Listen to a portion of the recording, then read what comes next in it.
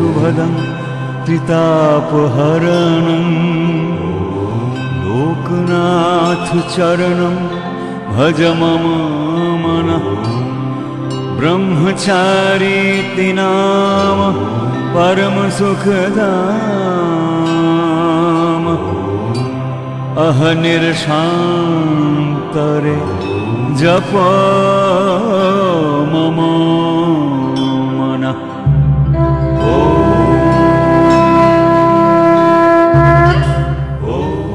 Why can it not happen when we start practicing?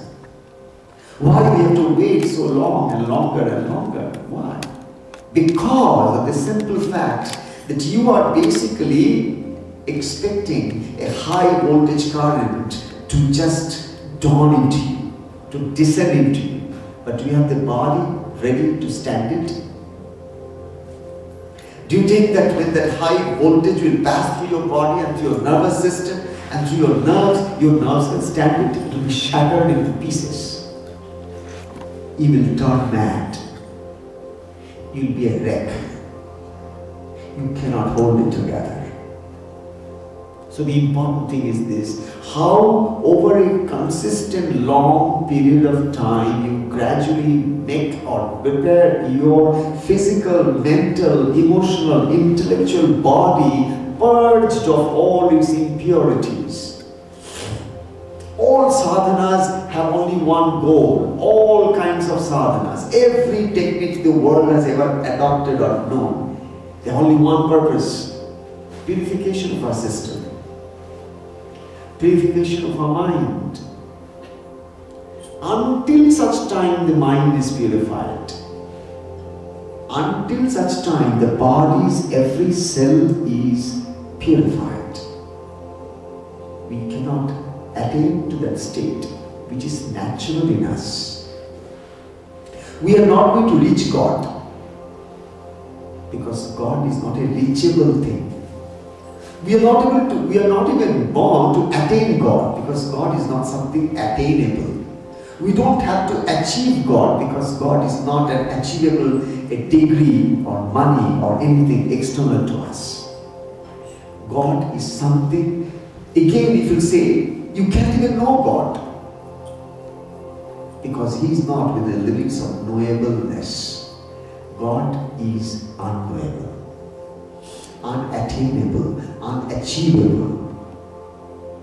It's something that you basically are thinking in terms of something separate from you. So you think, I have to reach, I have to attain. But as you purify your mind, যেমন করে আমরা যে সাধন পথেই এগোই না কেন, যে সদ্গুরুর চরণাশ্রয় নিয়ে নিজেকে সমর্পণের বুদ্ধি নিয়ে আমাদের এই কাঁচা আমিটাকে বারবার তার চরণে ছোঁয়াতে থাকি। কাঁচা আমির কাজ কি? কাঁচা আমির একটাই কাজ, আমাকে ইম্পর্টেন্স দাও। এটা হচ্ছে কাঁচা আমির ডাক। এই কাঁচা আমির ডাকটা কিছুটা আলেয়ার ডাকের মতো। আস্তে আস্তে তোমাকে আলেয়ার ডাকের মতো ডেকে নিয়ে তোমাকে আস্তে আস্তে পথভ্রষ্ট করে দেবে। কাঁচা আমি কে? কাঁচা আমি আমার অহংকার। কাঁচা আমি আমাকে কি দেখায়? কাঁচা আমি আমাকে এই দেখায় যে এই জগতে যা কিছু হচ্ছে তার মধ্যে আমার একটা বিশেষ স্থান দরকার, এবং সেটার একটা পাওয়ার, তার থেকে আমার নিজের কিছু একটা প্রাপ্তি, তার থেকে কিছু নিজের গুছিয়ে নেওয়া, এই সমস্ত চিন্তা ভাবনাগুলোর জন্ম হয় থেকে জন্ম একটা ছোট্ট বেড থেকে, পুল থেকে, ফ্লোয়িং ক্রিক থেকে নয়। সে পুলটা কি? সে পুলটা আমাদের ইগো। ইগোটা একটা পুলের মতো, ওখানে জল ফ্লো করে না। জল যদি ফ্লো করে তাহলে ওটা ইগো হবে না। যেখানে যেখানে জল জমে যায়, জলটা ফ্লো করে না। যেখানে জলটা জমে যায় ওখানে ব্যাকটেরিয়া গ্রো করে, জার্মস গ্রো করে, ভাইরাসেস গ্রো করে।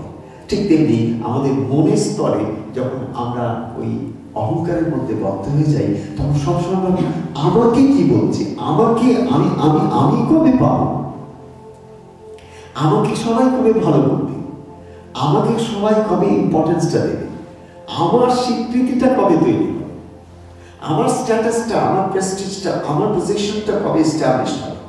For that I put all my efforts toward that, and it's a futile mirage-like effort. It's almost like you are driving your car and you find there's a lot of water. There's no water. It's a mirage, illusion of your eyes.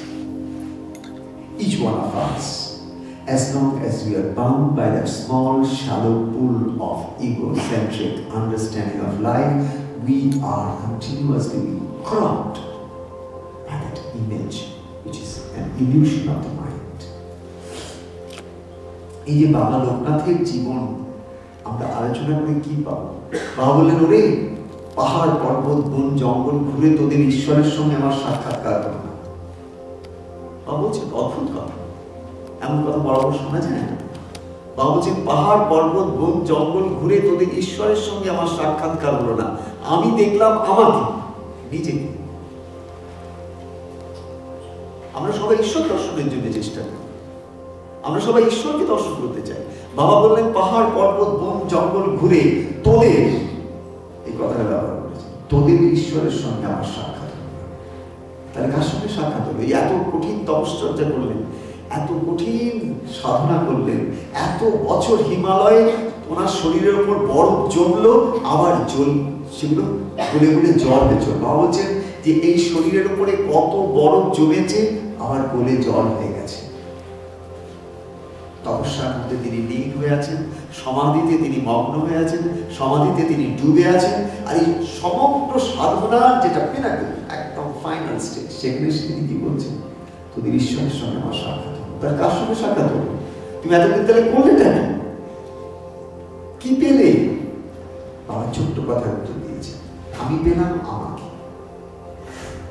আর একটা কথা নেই, আমি বদ্ধ আছি সংসারে।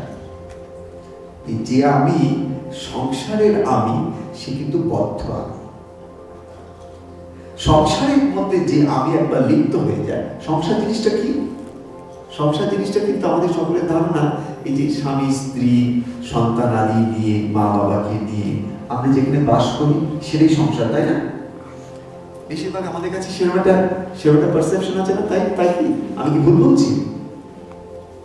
সংসার বলতে আমরা সবার কাছে, আমাদের সকলের কাছে একটা কি ধারণা আছে? সংসার বলতে এইটাকে আমরা বুঝি, আমার স্বামী স্ত্রী মা বাবা ভাই বোন, একটা ছোট্ট পরিবারের মধ্যে, এটাই তো সংসার। এটা সংসার নয়। আমাদের মূল সংসারটা হচ্ছে আমাদের শরীর জ্ঞানটা, অর্থাৎ দেহাত্মবুদ্ধি হচ্ছে মূল সংসার। যতক্ষণ পর্যন্ত দেহে আত্মবুদ্ধি আছে, ততক্ষণ সংসারের চেতনা আছে। যতক্ষণ পর্যন্ত আমি দেহ এই বোধ, ততক্ষণ সংসার তার উপরে ভাসছে। ততক্ষণ সব কিছু আলাদা আলাদা ভাবে আমি দেখছি, কোনো কিছু এক রূপে দেখতে পাচ্ছি না। সেই এক মা, ইয়া দেবী সর্বভূতেষু শক্তি রূপেণ সংস্থিতা, নমস্তস্যৈ নমস্তস্যৈ নমস্তস্যৈ নমো নমঃ। এই যে মা শক্তি রূপে সমস্ত শক্তির মধ্যে, সমস্ত ভাইব্রেশনের মধ্যে, সমস্ত এনার্জির মধ্যে, সব ম্যাটারের মধ্যে যে মা প্রকট হয়ে রয়েছেন, সেটা কিন্তু দেখতে পাচ্ছি না। মাকে দেখতে পাচ্ছি না, তাহলে কাকে দেখতে পাচ্ছি? নেমস এন্ড ফর্মসকে দেখতে পাচ্ছি। প্রত্যেকের আলাদা আলাদা রূপ, আলাদা একটা নাম আছে, প্রত্যেকে আলাদা আলাদা করে আইডেন্টিফাই করছে আমার মাইন্ড। এটাই সংসার। যতদিন পর্যন্ত আমার মন আলাদা আলাদা করে সবাইকে দেখে আলাদা আলাদা করে আইডেন্টিফাই করবে, ততক্ষণ আমি কাঁচা আমির গ্রিপে রয়েছি। আর এই কাঁচা আমি এমন একটা সংসার আমার জীবনে এনে দেবে, যে এর মধ্যে অনেকটা মরিচিকার মতন আমি তার মধ্যে কোয়াকমায়ার অফ লাইফ, চোরা বাড়ি আস্তে আস্তে টেনে নেবে আমাকে। উপায় একটাই, সদ্গুরু শরণাগতি। বাবা লোকনাথকে জিজ্ঞাসা করলো যে বাবা, এই যে এত শুনি গুরু গুরু গুরু, এই গুরু কে? বাবা বললেন, গুরু সে যে ঠেকা। বলেন গুরু হচ্ছে ঠেকা, যে যেখানে ঠেকে সেখানে শিখে। তার মানে কিন্তু আমাদের জীবনে আমরা প্রত্যেকেই, যারা যারা এখানে আছি, প্রত্যেকে যদি আমরা ফ্ল্যাশব্যাকে একটু আমাদের লাইফটাকে ইন্ট্রোস্পেক্ট করে নিই, from early childhood down to this time or life, তাহলে আমরা দেখবো আমরা জীবনে কিন্তু বহু জায়গায় ঠেকেছি, এবং যেখানে যেখানে ঠেকেছি সেখানে আমাদের কিছু ফার্স্ট হ্যান্ড লেসন্স হয়েছে। They were not borrowed lessons. They were not borrowed from books. They were not borrowed from any lectures. They were first-hand experience of our life. তাই বাবা কি বলছেন? বাবা বলছেন যে যেখানে ঠেকে সেখানে শেখে, ঠেকাই গুরু। এমন সুন্দর ডেফিনেশন আমি কোনোদিন আর কোথাও পাইনি। গুরু যে ঠেকা, এরকম একটা অদ্ভুত সংজ্ঞা আমি আর কোথাও পাইনি, যে গুরু ঠেকা। যেখানে ঠেকবি সেখানে শিখবি, যেখানে শিখবি সেখানে গুরুর প্রকাশ। তার কারণ গুরু কি? গুরু তোর ভেতরের অন্ধকারকে আস্তে আস্তে আস্তে আস্তে করে আলোতে রূপান্তরিত করবে। গুরু কে? যিনি আমাদের মধ্যে আছেন। আমার অজ্ঞান, অবিদ্যা, মোহ, মায়া, যা দিয়ে আমি নিজেকে ঢেকে রেখেছি, যার জন্য আমার মন এত বিক্ষিপ্ত, যার জন্য মন আমার এত চঞ্চল, যার জন্য সংসারের মধ্যে থেকেও আমি সবসময় ঝটপট করে চলেছি, এই অস্থিরতার থেকে আস্তে আস্তে শান্ত সুন্দর অবস্থার দিকে যিনি আমায় নিয়ে যাবেন, তিনি কি? তিনি হচ্ছেন অন্ধকারকে যিনি বিদূরিত করতে পারেন, অন্ধকারকে যিনি দূরে দিতে পারেন, অন্ধকারকে যিনি সরিয়ে দিতে পারেন। আমরা যেটা অন্ধকার ঘরের মধ্যে ঢুকি, আমি যদি সেই ঘরের মধ্যে ঢুকে অন্ধকার অন্ধকার অন্ধকার অন্ধকার বলে চিৎকার করি, 10 বছর ধরে যদি চিৎকার করি, তাতে কি সেই ঘর আলোকিত হয়? আমি তো অন্ধকার ঘরে ঢুকে অন্ধকার অন্ধকার অন্ধকার অন্ধকার করতে পারি। একটা জিনিস আমাদের মধ্যে হবে, আমরা যতবার অন্ধকার বলবো আস্তে আস্তে কিন্তু আমাদের ভয় গ্রিপ করবে। কারণ অন্ধকারের সঙ্গে ভয়ের একটা যোগ আছে। যত অন্ধকার তত ভয়। মন আস্তে আস্তে করে ভয়ের মধ্যে চলে যাবে। অর্থাৎ তুমি একদিকে বলছো অন্ধকার অন্ধকার, আর একদিকে ভেতরে ভেতরে তোমার ইমোশনের মধ্যে একটা নেগেটিভ ইমোশন কিন্তু স্পার্ক করতে আরম্ভ করছে। You are getting into the grip of fear. So fear has something to do with darkness. তাই নাকি? Can I also say that fear is in a way a dark state of mind? When your mind is gripped by a kind of a dark state, then fear is the manifestation. Imagine, ওই ঘরটার মধ্যে অন্ধকার অন্ধকার করে যদি আমি 10 বছর না চিন্তা করে চিৎকার না করে আমি যদি 10 সেকেন্ডের মধ্যে হাতড়ে হাতড়ে হাতড়ে হাতড়ে হাতড়ে দেয়ালে খুঁজে টুজে কোথাও যদি আমরা switch pi,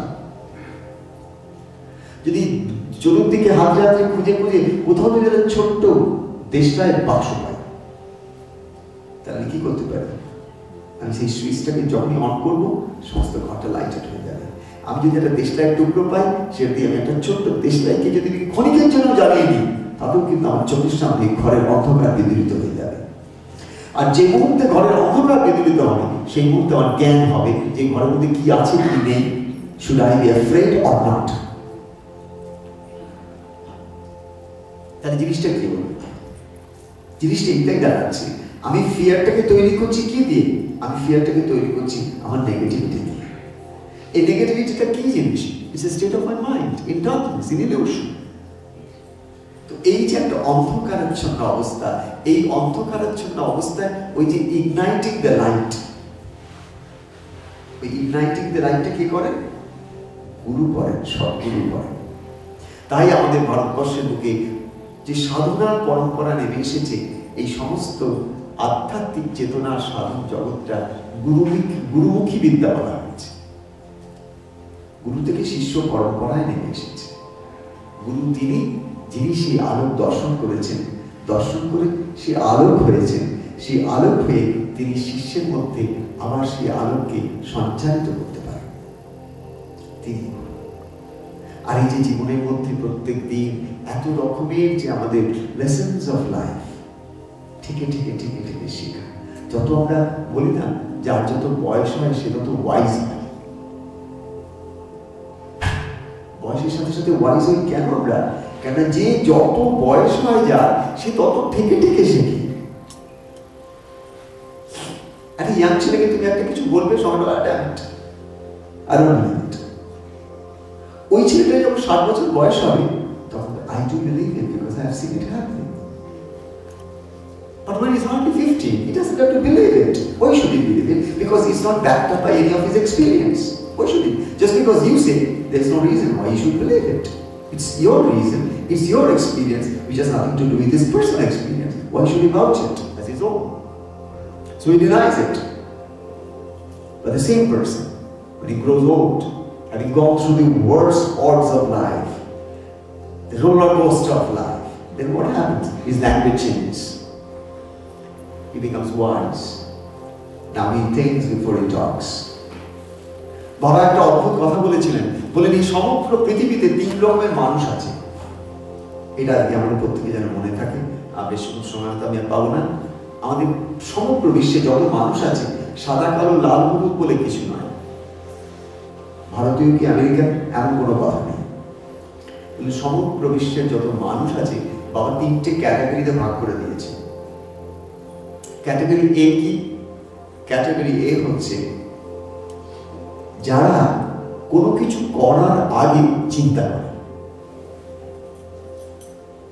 Category A are the people, the Baba Lokenath said once that the entire humankind can be categorized under 3 different groups. Group A, what are these people who are categorized as Group A people? These are the people who think before they do. They think before they do. তারা কিছু করবার আগে চিন্তা করে। তোমায় কিছু বলতে হবে, সে চিন্তা করে এখন বলবো না কালকে বলবো। তোমাকে কিছু করতে হবে, এক্ষুনি করবো না কালকে করবো। তোমার এক্ষুনি কিছু চাই, এই চাওয়াটা কি এক্ষুনি ফুলফিল করবো না একটু পোস্টপন করবো? এই হচ্ছে category group A, who they think before they commit or before they do. This is the upper strata of human intelligence and human attainment.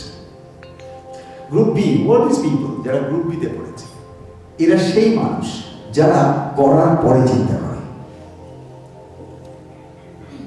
যেমন আমাকে তুমি কিছু বললে, আমি ধূপ করে রেখে দিলাম, রেখে গিয়ে আমি তোমাকে 4টে গালাগালি দিয়ে দিলাম। গালাগালি দিতে তুমি খুব অনুক্ষুণ্ণ হলে, কষ্ট পেলে, ব্যথা পেলে, পরে আমাকে বলে তুমি আমাকে এরকম একটা কথা বলেছিলে, না আমি পড়াশোনা করতে পারি না। তো সেই কথা তুমি বলেছো, না আমি পড়াশোনা করতে পারি না। সেরকম কি করলো? অ্যাকচুয়ালি ঘটনাটা হচ্ছে মানুষ যখন ক্রোধান্ত হয়ে যায়, তখন সে নিজেই জানে না তার শরীরের কিরকম একটা চেহারা হয়, সে নিজেই জানে না তার চোখগুলো কেমন দেখতে হয়, সে নিজেই জানে না তার ভাষা কি হয়, সে নিজেই জানে না সে কি বলছে, কাকে বলছে, কখন বলছে, কোথায় বলছে। It's a complete shut. It's like a state of unconsciousness. It's like mind is completely clouded by the fumes of fear, the fumes of anger. তখন কি হচ্ছে জিনিসটা? সে দুঃখ করে কিছু বলে দিচ্ছে, চিন্তা করার সময় নেই। কিন্তু বাবা কি বলেন? Category 1 people, they think before they do. আমরা সবাই বাবা লোকনাথকে কিভাবে জানি? আমরা সবাই বাবা লোকনাথকে সারা বিশ্বব্যাপী এইভাবে জেনে এসেছি যে বিপদের দিনে যদি বাবাকে ডাকিস, বাবা সাথে ডাক। Nobody is denying this fact. Everybody knows this. This needs no more further words on this. এটা নিয়ে কোনো আলোচনা করার দরকার নেই, এই জন্য বই পড়ার দরকার। সবাই জানে একটা ছোট্ট বাবা লোকনাথের ছবি পকেটে থাকলে you are secure, you are full proof, no problem. ডাকলে সাড়া দেওয়ার জন্য কোনো দিক দেখি না থাকলে একজন আছেন, তিনি হচ্ছেন ত্রিলোকের নাথ লোকনাথ। এটা কিন্তু it's accepted fact all over the world. যেখানে বাবা লোকনাথের নামে যে যেখানে আসে, তারা প্রত্যেকে জানে যে বাবার শরণাগতি মানে আমার কোনো চিন্তা নেই, তিনি মাথার উপর হাত দিয়ে রেখেছেন, তিনি আমার সব সামলে দেবেন। But still I am asking a deeper question, and I want each one of you to ponder over it, think over it. এটা নিয়ে চিন্তা করতে বলছি। সেটা হচ্ছে এই যে আমরা বিশ্বজুড়ে বাবাকে বিপদভঞ্জন মধুসূদন রূপে দেখে বারবার তার কাছে বিপদের সময় বা সংকটের সময় বা আমাদের বিভিন্ন রকম সুবিধা অসুবিধা সমস্যার সময় তার কাছে আর্জি জানাচ্ছি এবং কিছু কিছু জিনিস ফুলফিলড হয়ে যাচ্ছে। এইভাবেই কি আমরা বাবাকে চিনতে পারবো? আর একটা কথা, এই যে এতদিন ধরে বাবার কাছে এত সমস্যা জানিয়ে এলাম, তাতে কি আমার সমস্যা মিটে গেছে নাকি সমস্যা বেড়ে গেছে? It's a very very deep profound question that I want all of us to give a very deeper contemplation. আমি বাবার কাছে একটা সমস্যা নিয়ে জানলাম, বাবার কৃপাতে সমস্যার সমাধান হয়ে গেল, কিন্তু তাতে আমার সমস্যার সমাধান হয়ে যাওয়ার কথা। Why? 5 more problems come in the queue. Why so? Again I go with a 5 list before Baba. ঠিক আছে, তাও বুঝলাম। বাবা 5টা মধ্যে 4টে করলেন, একটা করলেন না। আমি বললাম একটা হলো না, ঠিক আছে, ইটস ওকে, 4টে তো হয়ে গেছে। আবার আমাদের 10টা তৈরি হয়ে গেছে। Problems keep multiplying. Why? Because I am asking for a solution of a problem, but I am not asking Baba to take me to the root of the problem. When you go to a doctor and you say that I have a stomach pain or a headache, the doctor doesn't see the headache, he doesn't see the stomach pain, he tries to immediately ask for some diagnostics.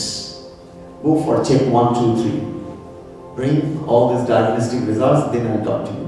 2 days time. And once the diagnostics are ready, the doctor tries to find out what is the root cause of your problem. Is it just a sure headache?